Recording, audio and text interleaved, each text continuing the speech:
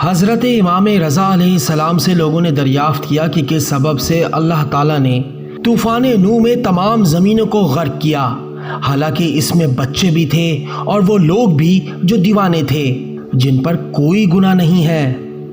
امام نے جواب فرمایا، ان میں کوئی بچہ نہیں تھا، کیونکہ خدا نے 40 سال قبل قوم نوح کی عورتوں کو بانجھ کر دیا تھا، لہٰذا ان کی نسلیں منقطع ہو گئی تھیں۔ ایسا نہیں ہوتا کہ خدا ان کو اپنے عذاب سے ہلاک کرے جس نے کوئی گناہ نہ کیا ہو۔ نوح کی قوم نے حضرت نوح کی تکذیب کی، اس لیے ہلاک ہوئے۔ بقیہ اور لوگ اس لیے ہلاک ہوئے کہ تکذیب کرنے والوں کی تکذیب سے راضی تھے۔ اور کوئی شخص اگرچہ اس امر میں شریک نہیں ہوتا لیکن اس پر رضامند رہتا ہے تو گویا وہ بھی اس میں شریک رہا ہے اور اس امر کا مرتکب ہوا ہے۔